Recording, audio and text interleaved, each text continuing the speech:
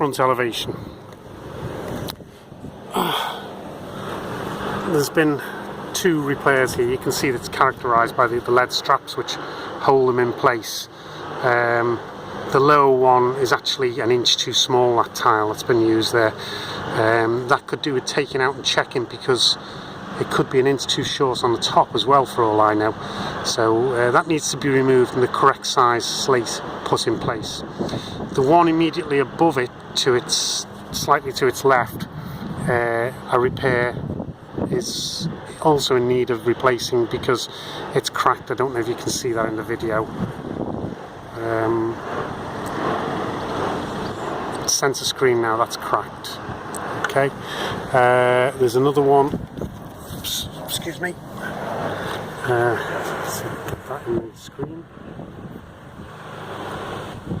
There, center screen now. That's not causing a leak. In fact, neither of the other 2 are probably causing a leak, but when I look on the inside I can't see any indications of leaks. But that should be budgeted for replacements as well, that one there. Otherwise, front elevation's in really good condition. The tiles would appear to be made of Welsh slate, which is the best quality. You don't want Spanish slate or any of that rubbish, but these would appear to be Welsh, and they're in really good condition, so I'm quite pleased about that. While I'm up here, comments on the gutters, which I should zoom out a little bit, sorry. The gutters, which are relatively clean. That's over next doors actually, and turning around the other way, you can see that there's little bits of mortar in the gutters caused by the ridge tiles up there losing mortar, and it comes down the roof and ends up in the gutters. I did comment on that before, but the fact that the gutters are relatively clean is a good sign, because it shows that they're working properly and running properly.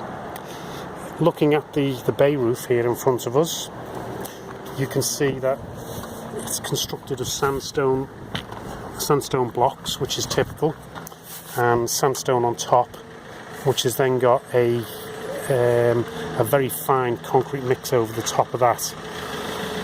Very prone to damp, these, very prone to damp. I would suggest that as an absolute priority, that buddleia there needs to be killed properly. That's going to cause major damage. Also, there's a little bit of grass over the far side there. I don't know if you can see it. That is growing out of the outlet on the other side. Excuse me. On the other side of this little bay roof, there's, in this position here, there's a lead outlet which goes through, and there's a lead pipe dropping down, and that's how the water from this gully here runs round and escapes from that point over there, and that's completely blocked. That needs to be unblocked, and frankly it needs unblocking every year. They're flipping nuisance because they're only tiny.